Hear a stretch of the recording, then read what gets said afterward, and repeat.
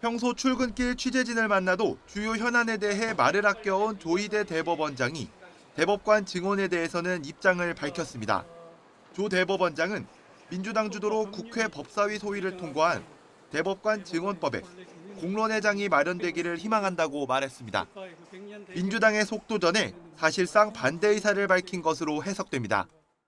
헌법과 법률이 예정하고 있는 대법원의 본래 기능이 뭔지, 그리고 국민을 위해서 가장 바람직한 개편 방안이 뭔지 국회에 설명을 하고 계속 협조할 필요가 있다는 생각이고, 공론의 장이 마련되길 희망하고 있습니다. 특히 조희대 대법원장은 국가의 100년 대계가 걸려있는 문제라면서 상고심 제도 전반과 연계된 수기가 필요하다는 입장을 거듭 강조했습니다. 민주당이 주도해 국회 법사위 소위를 통과시킨 법안은 현재 14명인 대법관을 30명까지 늘리도록 했습니다. 대법관 한 명당 처리해야 되는 사건이 3,000건이 넘는 것이 현실입니다. 대법관 수의 증원 문제는 늘 논의가 되어 왔습니다. 입법적 결단만이 없었을 따름입니다. 1년 유예 뒤 1년에 4명씩 4년간 16명을 늘리겠다는 건데, 법안이 국회 본회의를 통과하면 이재명 정부 내의 대법관은 30명이 됩니다. 하지만 국민의힘이 강하게 반대하는 데다 대법원 주장을 더 들어볼 필요가 있다는 민주당 내 다른 목소리도 있어 본회의 문턱을 넘기까지는 다소 시간이 걸릴 거란 전망도 나옵니다. YTN 황윤태입니다. 제1야당 대표 자격으로 이재명 대통령 취임 기념 오찬에 참석한 국민의힘 김용태 비상대책위원장. 이 대통령의 당선을 축하한다면서도 172석, 거대 여당이 된 민주당의 앞으로 행보가 우려스럽다고 운을 뗐습니다.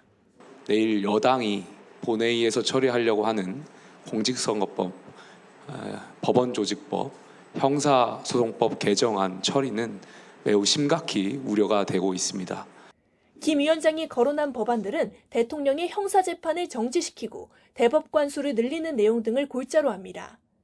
민주당이 이재명 대통령 당선을 염두에 두고 개정을 예고한 대표적인 법안 3개인데 여기에 공개적으로 견제구를 날린 겁니다.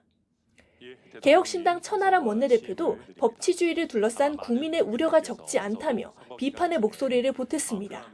삼권 분립에 관한 문제들은 충분한 반대 의견도 들으시면서 좀 신중하게 추진해 주시기를 다시 한번 부탁드리겠습니다. 상견례 자리에서부터 쓴소리를 들은 민주당은 곧장 발끈하며 날을 세웠습니다. 김용태 비대위원장이 언급한 법안들은 본회의에 올라가지도 않는데 90년대생 젊은 정치인이 구태 정치의 표본인 거짓말로 통합의 정치에 찬물을 끼얹었다고 비판한 겁니다. 민주당은 임시국회 첫 본회의에서는 내란 특검법 등 3대 특검법과 검사 징계법만 처리할 예정이라고 거듭 강조했습니다. 야당이 이 대통령 방탄법으로 규정한 3개 법안 처리는 서두르지 않겠다는 뜻을 내비친 건데, 실제로 이날 민주당은 대법관 증언을 골자로 하는 법원조직법 개정안을 법사위 소위에서 단독 통과시켰지만 전체 회의까지 강행하지는 않았습니다. 이 법안에 대해서 매우 신중한 논의가 이루어져야 된다라는 기관의 답변을 냈고요. 물론 야당은 소위 통과 자체도 사법부 장악의 출발점으로 봐야 한다며 거세게 반발했습니다. 국민의힘이 3개 법안 전면 철회를 주장하는 만큼 민주당이 아무리 속도 조절을 한다고 해도 쟁점 법안을 둘러싼 여야 간의 신경전은 계속될 걸로 보입니다. YTN 강민경입니다. 네, 조희대 대법원장, 공론회장이 마련되길 희망한다. 이렇게 뭔가 좀 우회적으로 말을 했지만 사실상 반대 의견을 좀 나타낸 것이다. 이런 분석이 많더라고요. 네, 공론회장이 만들어지길 희망한다는 것은 좀 토론해 봅시다. 그런 얘기 아니겠습니까? 예. 좀 신중하게 하자 이런 얘기 같습니다. 더구나 국가의 100년 대계 얘기하는 것 보니까요.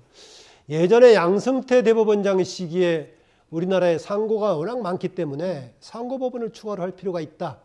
이 로비 관련해서 사실상 재판까지 가고 나중에 무죄를 받았습니다만 그렇습니다. 그래서 우리나라 상고 형태가 너무 많기 때문에 뭔가 좀 더 역할이 필요하다라는 거 상당수 사람들이 동의하는데, 다만 지금 이게 대법관 증언 문제가 30명 심지어 한때 100명까지 나왔다가 취소가 됐는데, 나온 게 지난번에 선거법 대법원 파기환송심 결정을 계기로 나왔기 때문에 혹시 이것이 정권의 이해관계하고 관련된 문제가 아닌가 이런 오해를 사는 부분이 있어서 시점이 좀 문제이긴 합니다. 그래서 혹시 이렇게 간다고 하더라도 당장은 하기보다는 지금 조 대법원장 얘기처럼 예. 조금 더 신중하게 토론의 과정을 거쳐서 하는 게 필요하지 않나 그렇습니다. 그러나 이전부터 뭔가 워낙 상고법원에 따로 만들 필요성이 있다고 할 정도로 문제가 제기됐기 때문에 그런 부분은 좀 검토해볼 필요는 있다는 생각입니다. 네, 어제 법사위에서도 당초 이제 전체 회의까지 열어서 법원 조직법 개정안을 처리하지 않을까 이런 예상이 많았는데 전체 회의가 열리지 않았더라고요.